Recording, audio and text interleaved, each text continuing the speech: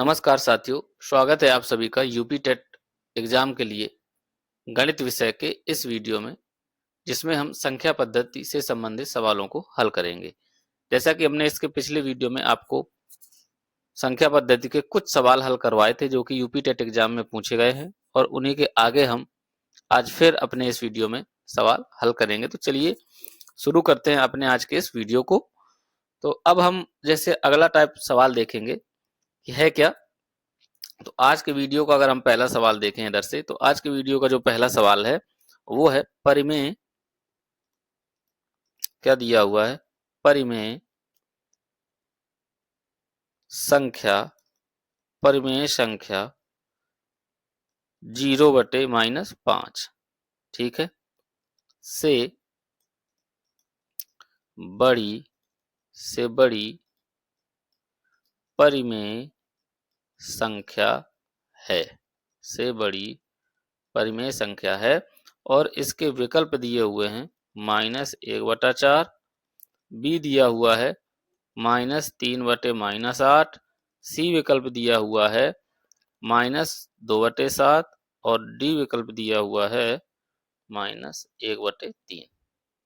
ये आपके सामने सवाल है, यूपी टेट परीक्षा में पूछा हुआ। अब इसको हम कैसे हल करेंगे, आइए देखते हैं। तो सबसे पहले संख्या क्या दी हुई है आपके सामने। जब हम इसको हल करेंगे तो सबसे पहले संख्या क्या दी हुई है आपके सामने, 0/-5। ये आपके सामने संख्या है, ठीक है। तो अब आपको ये पता होना चाहिए कि किसी भी संख्या का जब हम 0 से भाग देते हैं, ठीक है, तो उसका मान हमेशा 0 आता है, ठीक है। किसी भी संख्या का अगर हम 0 में भाग देते हैं तो उसका मान हमेशा क्या आता है, 0। अगर हम इसको हल करेंगे तो इसका मान क्या आएगा, 0, ठीक है। जब हम हल करने पर इसका मान 0 आ रहा है और सवाल में आपसे पूछ रहा है कि इससे बड़ी परिमेय संख्या निकालिए, तो अब हमें किससे बड़ी परिमेय संख्या देखनी है, शून्य से बड़ी परिमेय संख्या देखनी है। किससे बड़ी? शून्य से बड़ी परिमेय संख्या देखनी है। तो अब शून्य से बड़ी परिमेय संख्या देखने का मतलब है कि हम कौन सी संख्या देखेंगे, ऐसी संख्या देखें जो कि धनात्मक हो। यही तो होगा शून्य से बड़ी संख्या का मतलब ऐसी संख्या देखेंगे, ऐसी संख्या निकालनी है जो धनात्मक हो, जो धनात्मक हो, ठीक है। यही तो निकालनी है, क्योंकि अगर हम किसी भी संख्या से 0 में भाग देते हैं या शून्य में भाग देते हैं तो उसका मान हमेशा 0 ही आता है। अंश में अगर 0 है, बटे में कुछ भी बना रहे, अंश में अगर इधर 0 है अंश में, तो बटे में कुछ भी बना रहे हर में, उसका मान हमेशा 0 ही आना है, ठीक है। तो जब हम इसे हल करेंगे तो अब हम इन विकल्पों को देखते हैं। पहले विकल्प में क्या है, -1/4, तो ये तो अपने आप चला गया क्योंकि ऋणात्मक संख्या है। इसके बाद इसको देखेंगे सी विकल्प को, तो ये भी अपने आप चला गया। अब इसमें अंश और हर दोनों में माइनस है, इसको बाद में देखते हैं। और इसके बाद इसमें भी माइनस है, तो ये भी चला गया, ये भी हट गया विकल्प। मतलब ये तीनों विकल्प क्या हो गए, इधर से हट गए, ये तीनों उत्तर नहीं होंगे। अब क्या बचा, केवल बी विकल्प बचा। तो अब स्वाभाविक है जब 3 विकल्प हट गए आपके, तो बी विकल्प बचा, यही इसका उत्तर हो जाएगा। आपको कुछ नहीं करना, लेकिन अब समझेंगे कैसे, क्योंकि देखिए इधर क्या लिखा हुआ है, -3/-8, ठीक है। तो इसका जो मान होगा, इसका मान क्या होगा, धनात्मक हो जाएगा। क्या हो जाएगा, धनात्मक। क्यों? क्योंकि इसको हम क्या लिख सकते हैं, 3/8 भी लिख सकते हैं। इधर से जो माइनस है ये क्या हो जाएगा, हट जाएगा, है ना। तो क्या लिख सकते हैं इसको, 3/8 भी लिख सकते हैं। तो ये मान क्या है, धनात्मक है। इस वजह से इस विकल्प का उत्तर क्या हो जाएगा, बी हो जाएगा। अब हम बात करेंगे दूसरे सवाल की कि दूसरा सवाल आज का क्या है। तो देखिए साथियों, दूसरा सवाल है आपके सामने आज का कि एक संख्या जो 11 से विभाज्य है, ठीक है, क्या है, एक संख्या है और उसमें आपसे पूछ रहा है कि वह न्यूनतम अंक, वह न्यूनतम अंक x, इस तरीके से सवाल है आपका, x है जिसके लिए जिसके लिए जिसके लिए संख्या जिसके लिए संख्या, इधर ये x है, 324 है, फिर x लिखा हुआ है, फिर 342, ये संख्या है और इसमें कह रहा है आपसे 11 से विभाज्य होगी। किससे? 11 से विभाज्य होगी। 11 से विभाज्य है, ये आपसे सवाल पूछ रहा है और इसमें क्या कह रहा है, x का मान आपसे पूछ रहा है। क्या पूछ रहा है? x का मान इधर क्या होगा ताकि संख्या 11 से विभाज्य हो जाए, जो दी हुई संख्या है। और विकल्प में आपके दिए हुए हैं, इधर 6, बी में है 5 और सी विकल्प है 3 और डी विकल्प है 8। ठीक है, ये 4 विकल्प आपके सामने हैं। अब हम इस सवाल को हल करेंगे। इस सवाल को कैसे हल करेंगे? तो साथियों, हमें पता है कि 11 से विभाज्यता का नियम क्या है। 11 से विभाज्यता का नियम क्या है? तो 11 से विभाज्यता के नियम के लिए हमने आपको बताया है, क्या है, समस्थानों के अंकों का योग। समस्थानों के अंकों का योग, क्या करेंगे, समस्थानों के अंकों का योग, अंकों का योग। ठीक है, फिर क्या करेंगे, विषम स्थानों के अंकों का योग, विषम विषम स्थानों के विषम स्थानों के अंकों का योग। ठीक है, फिर इन दोनों का अंतर, दोनों का अंतर क्या होना चाहिए, या तो 0 हो, क्या हो, या तो 0 हो या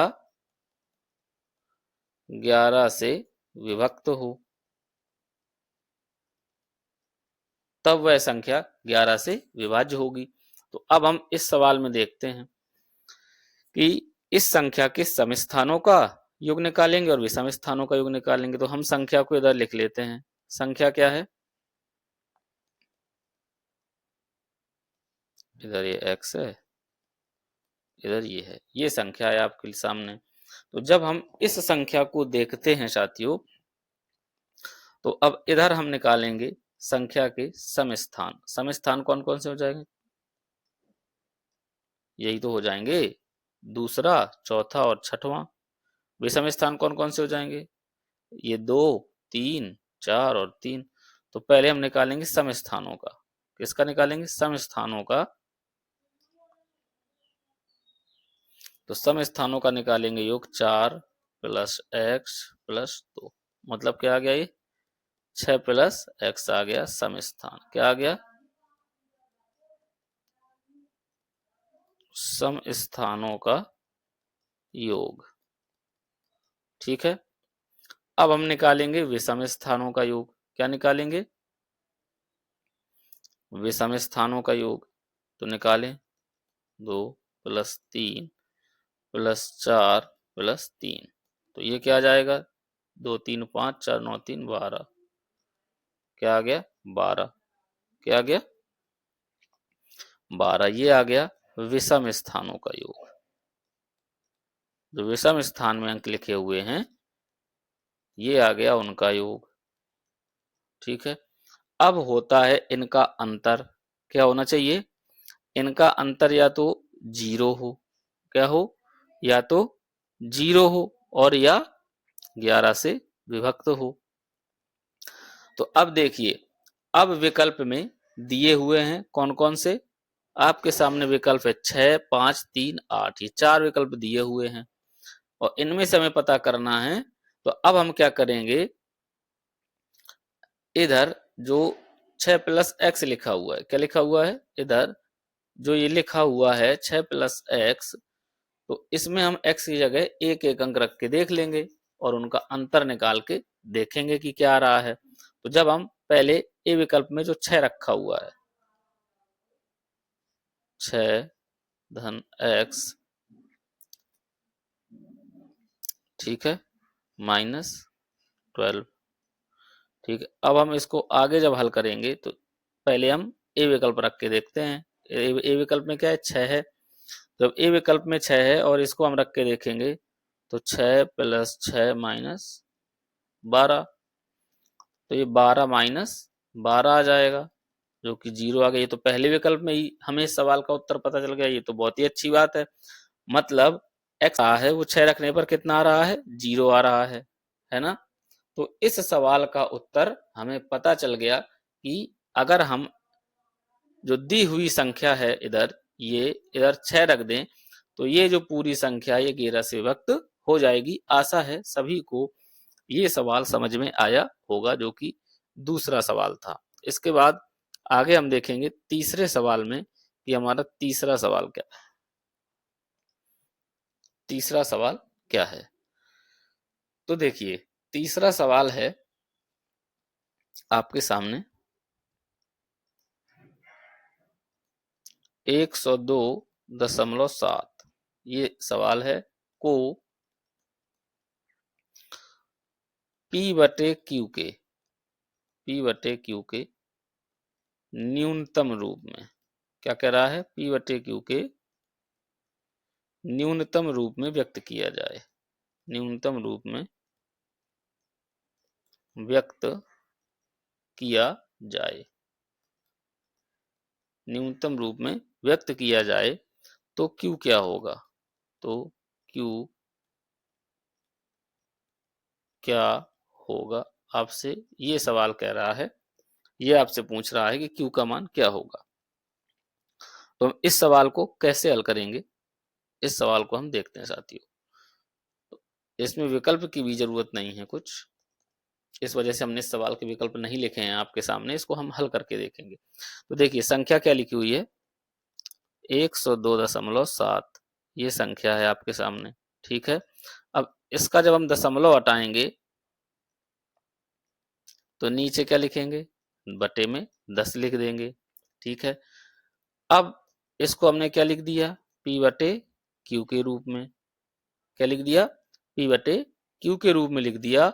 और जब हम दोनों की तुलना कराएंगे तो अंश हो जाएगा P, हर हो जाएगा Q, हो जाएगा कि नहीं हो जाएगा। तो अब इधर से जब हम Q बराबर निकालेंगे तो क्या निकल आएगा, 10, क्या निकल आएगा, 10 निकल आएगा और यही इस प्रश्न का उत्तर हो जाएगा।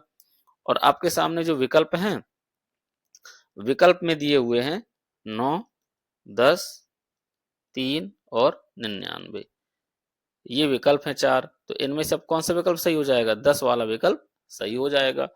तो इस प्रश्न का उत्तर क्या हो जाएगा, 10 हो जाएगा। अब इसके बाद हम चौथा सवाल देखते हैं कि चौथा सवाल हमारा क्या है, ठीक है, कि चौथा सवाल किस तरीके से हम लोग हल करेंगे। तो देखिए अब इसमें क्या है, इसमें एक सवाल है,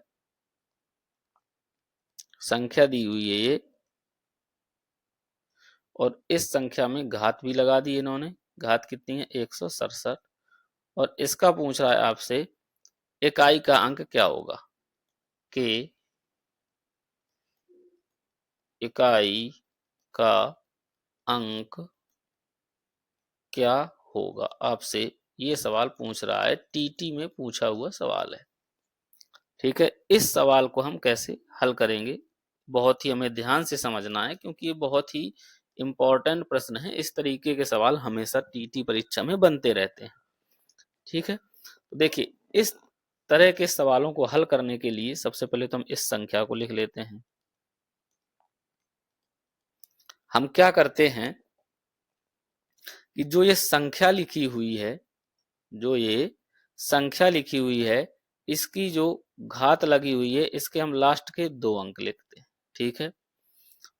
और इधर जो ये संख्या लिखी हुई है इसका हम केवल इकाई का अंक देखते हैं। ठीक, तो अब हम जो घात लगी है इसके हमने अंत के जो 2 अंक देखे हैं, हम इसमें क्या करते हैं 4 से भाग दे देते हैं। घात में इधर हम लिखें अगर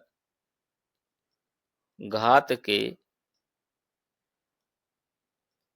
इकाई व दहाई से बनी संख्या में क्या करते हैं 4 से भाग देते हैं। 4 से भाग देते हैं, ये ट्रिक है सवाल हल करने की इस तरीके की। तो अब हम 4 से हम क्या देंगे 67 में भाग देंगे, तो कितने बार जाएगा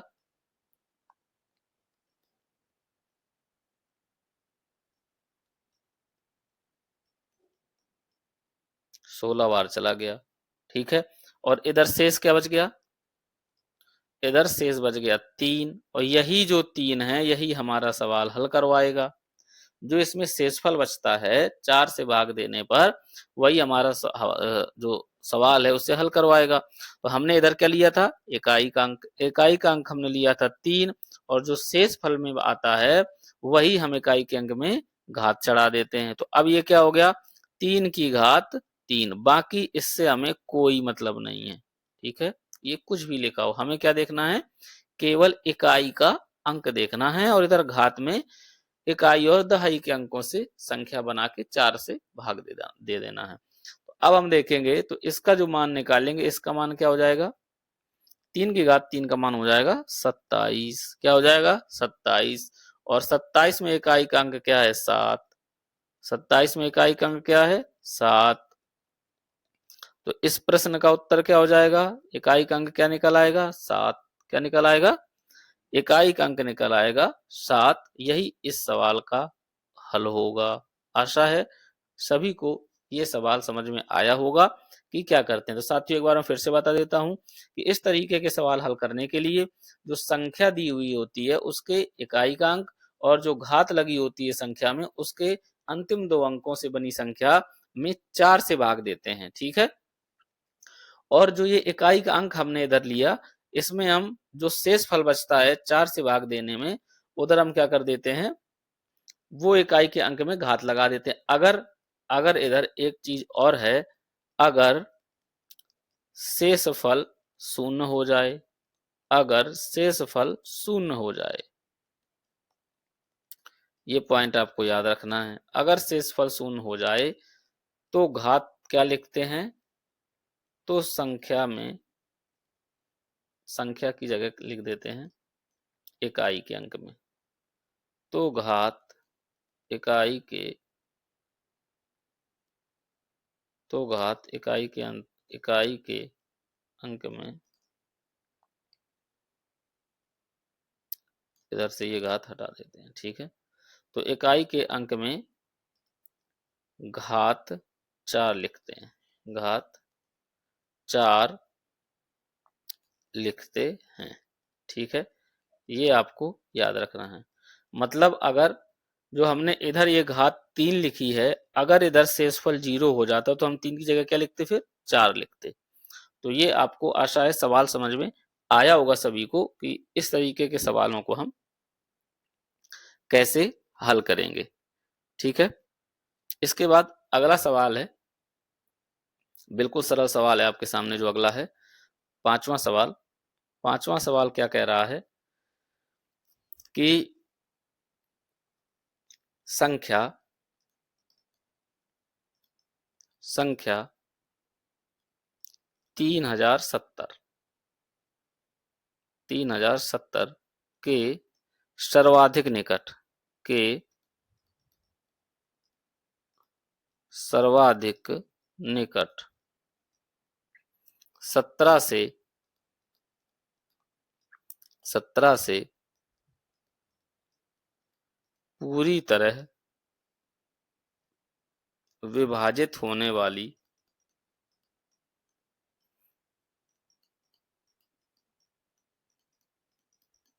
विभाजित होने वाली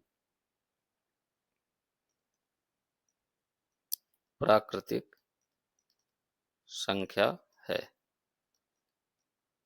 ठीक है, ये आपसे सवाल कह रहा है। तो अब इस सवाल को हम कैसे हल करेंगे? ठीक है, तो इस सवाल को हम देखेंगे कि हम किस तरीके से हल करते हैं। इधर हम विकल्प भी लिख देते हैं संख्या के। तो विकल्प आपके सामने दिए हुए हैं। ए विकल्प है 3060, बी विकल्प है 3070, सी विकल्प है 3070 और डी विकल्प है 3068। ठीक है, ये विकल्प है 4 और इस सवाल को हमें हल करना है। ये यूपी टेट परीक्षा में पूछा हुआ सवाल है। देखिए साथियों, इसी तरीके का मिलता जुलता सवाल, थोड़ा अंतर था उसमें। 99 से हमने आपको पिछले वीडियो में बताया था।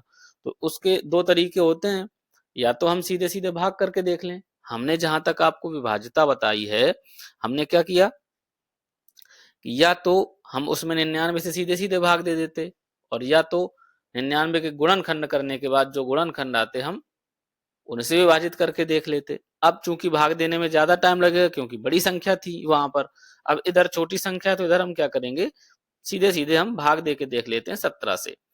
ठीक है, तो अब इधर आप संख्या क्या दी हुई है, संख्या दी हुई है 3070। तो हम ये कह रहा है सवाल में कि सर्वाधिक निकट संख्या कौन सी होगी।